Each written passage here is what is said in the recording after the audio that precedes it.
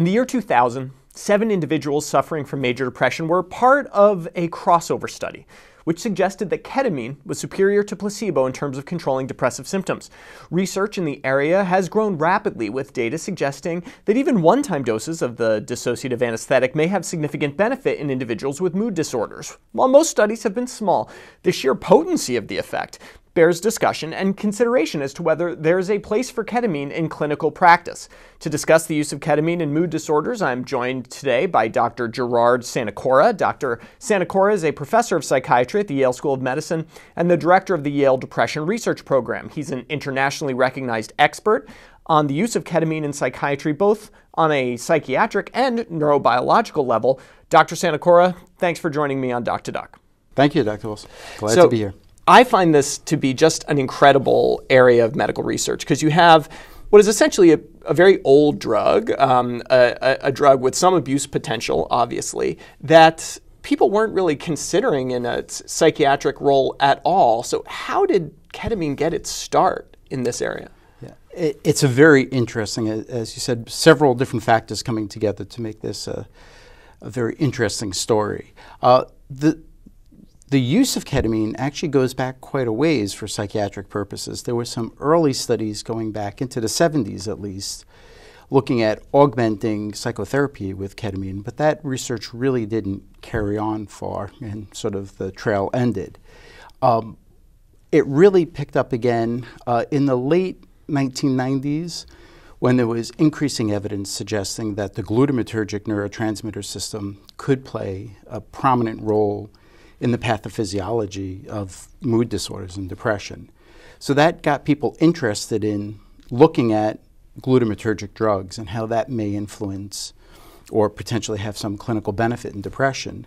So as you mentioned, there was the small study done here at Yale by John Crystal, Rob Berman, Dennis Charney, and others that looked at the ability of ketamine to have antidepressant-like effects. And that, as you mentioned, that study showed very robust, very rapid antidepressant effects. And I think it really was an example of playing in the right sandbox. There wasn't so much a specific idea that this was going to have a rapid antidepressant-like effect, but the investigators at the time were smart enough to know what the surrounding research was and started looking in this area. So ketamine is a drug that has been used for recreational purposes. It's a potential drug of abuse. It goes by the street name of Special K, amongst others. Can you give us a sense of what's the difference in terms of either dosage or usage or effects of sort of the street Special K and what people are getting in these clinical studies? So ketamine is its primary use and what its indication is by the FDA is the use of as an anesthetic, and it's used very commonly in pediatric anesthesia. It's used in the emergency rooms quite a bit. So if you give enough ketamine, you can put somebody to sleep and take their tonsils out if you want. But at lower doses, it has more of a dissociative effect, effects on cognition and perception that can be quite pronounced before you actually get to the anesthetic doses. So people that are using it for abuse tend to use it at what we call the sub-anesthetic doses. And the thing that makes it complicated is that over time, people can build up their tolerance to it to some extent, so they can start using higher and higher levels of this drug. But the tricky part is if you use too much of it, it's an anesthetic. So it really is a kind of limited range that it can be used at. It's also really complicated because most people that are abusing it are not using it intravenously. They're either taking it orally or in some way inhaling it. So it's really a little difficult to get the exact dose equivalence in what's being used clinically versus what's being used in the street. In general, the doses that we're using clinically is a dose of 0.5 milligrams per kilogram, which is what was used in the original study. And it's a dose that is clearly sub-anesthetic. It's not a dose that puts any of our patients into an anesthetic state, but varies in how much it actually affects their cognition and perception. Yeah, give us a sense. What do they feel when they are sitting there, you know, getting this drug? For most people getting that standard dose, they do start to feel the first thing is they start to have an altered sense of some of their perceptions. Sense of hearing could change some, sense of vision can change some, so it's not uncommon for people to say they have an heightened sense of hearing. So they may say that they're hearing things that they normally wouldn't hear, such as somebody writing on a piece of paper, actually hearing the pen on the paper. Vision is somewhat altered, so people quite frequently say, as somebody will walk across the room, they will not necessarily see the smooth movement. They'll see sort of people at different points in time without seeing it move smoothly. But there's a variety of different perceptual things. Sometimes there's color changes, things looking a little different than they normally do. But it varies a fair amount from patient to patient.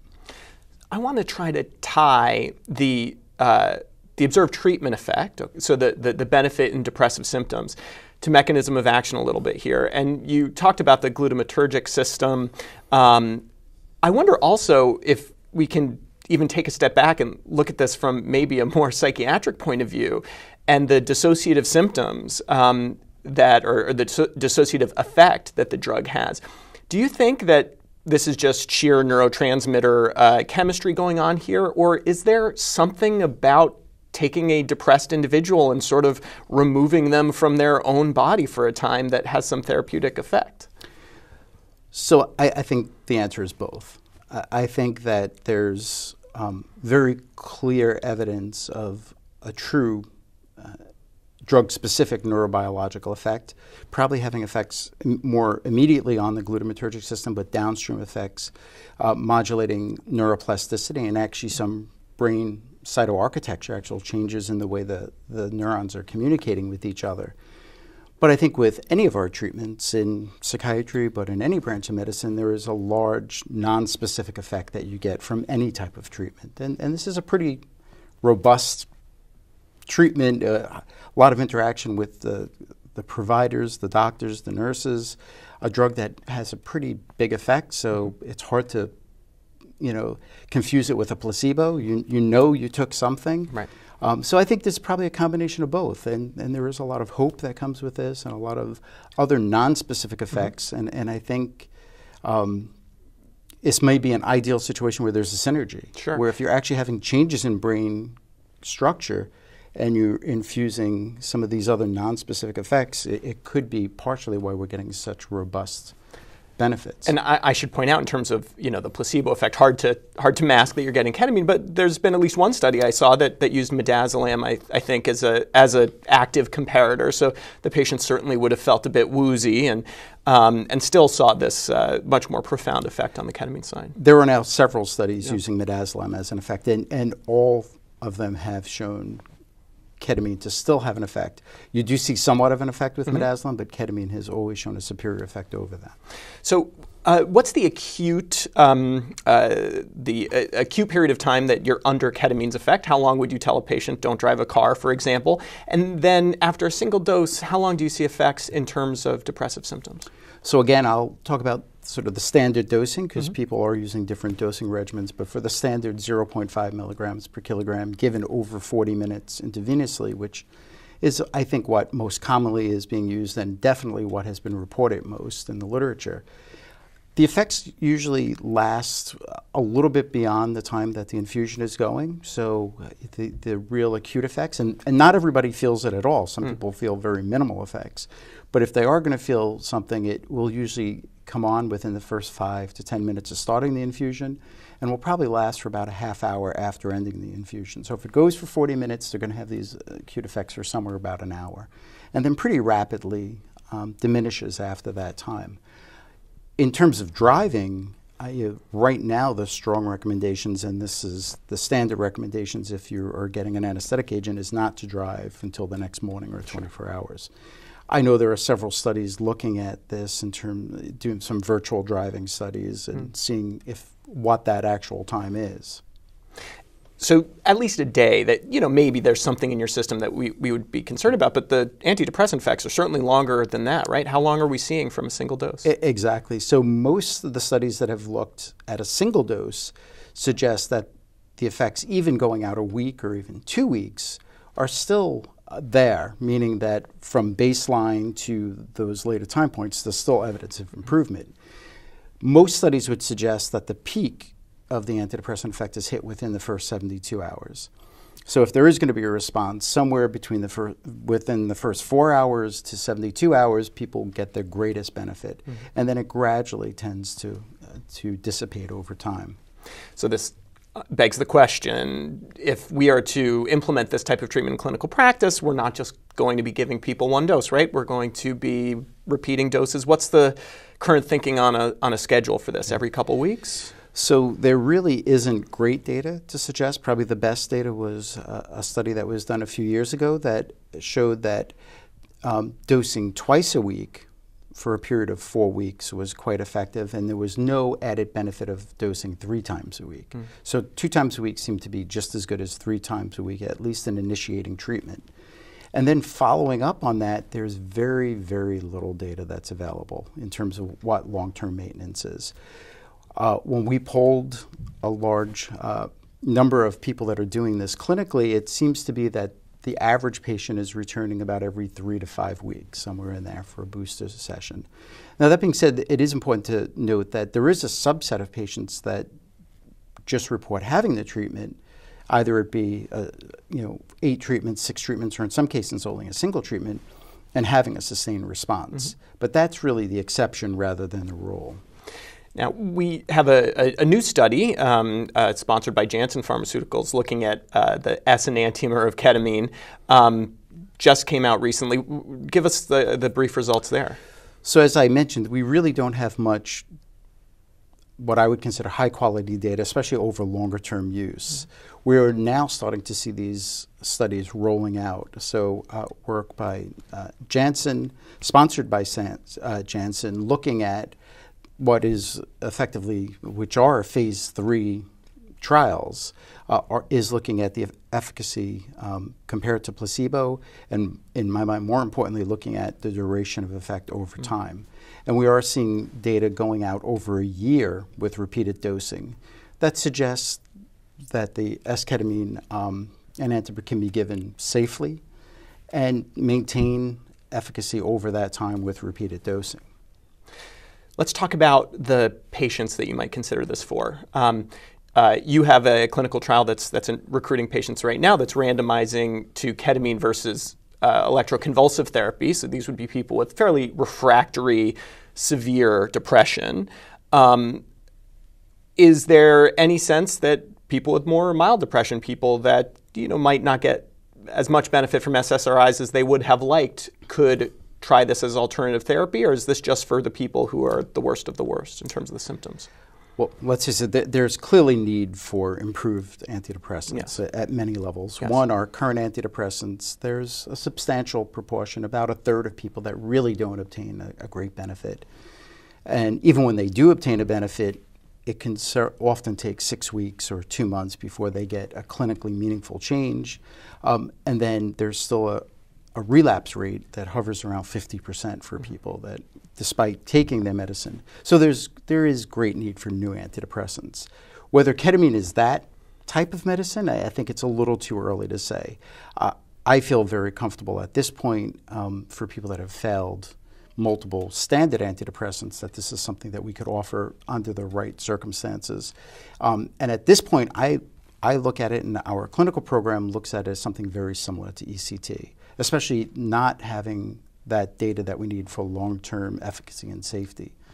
As that becomes more widely available, I think we could change where the risk-benefit ratio sits.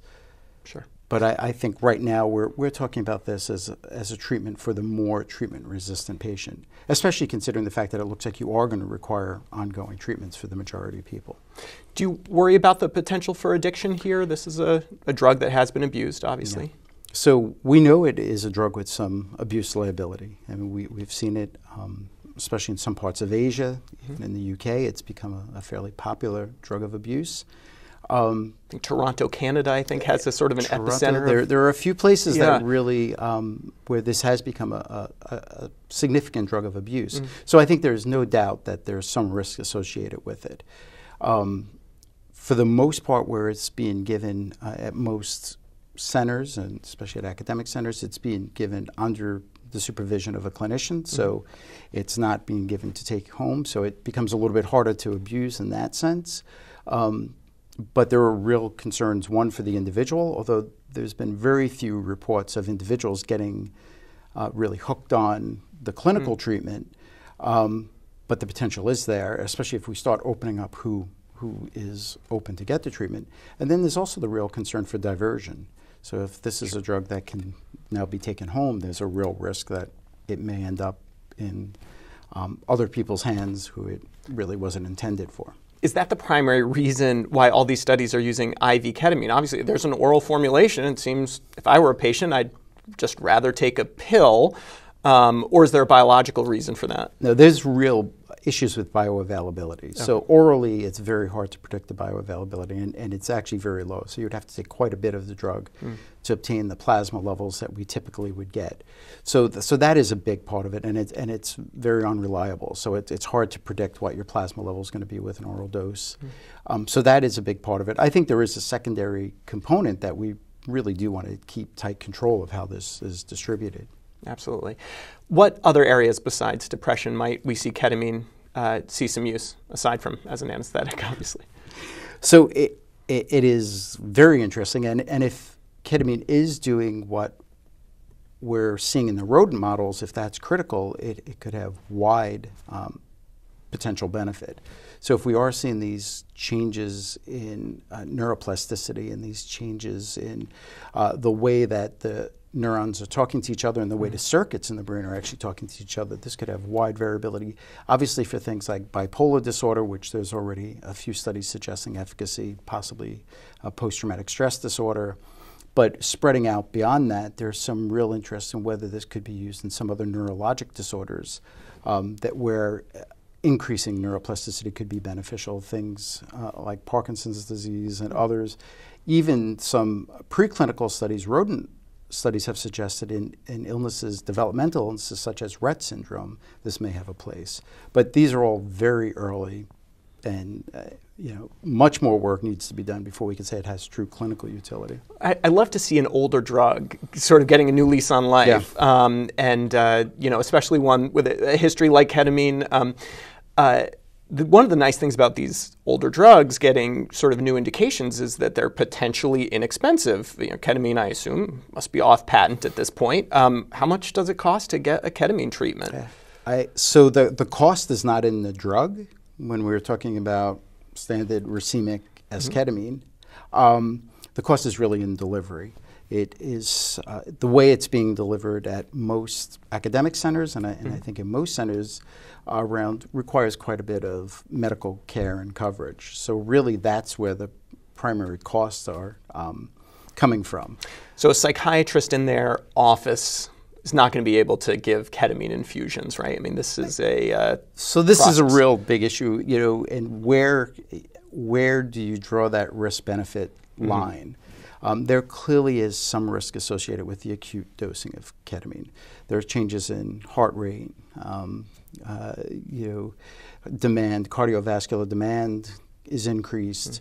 For most of us, it's well tolerated, not a problem. But where do you draw that line and where it's safe? There's also the acute effects that we said in perception and cognition that can be pretty frightening to some people and require some behavioral interventions at times. So, in our mind, this is still a drug that requires some level of monitoring, cardiovascular monitoring, even respiratory monitoring, although that's, I think, a much lesser concern at this point. So this is a thing that can be done, I think, by a psychiatrist who is comfortably medically managing those type of things and has the equipment to monitor it. But I don't think this is something that's quite ready for use in the average clinic out there. Well, Dr. Sanacora, this is just an absolutely fascinating area of research. Congratulations on everything you're doing. We look forward to seeing the next set of results that come out and to find out whether ketamine is the next big thing in mood disorders. Thanks for joining me. Thanks a lot. Take care. Thanks.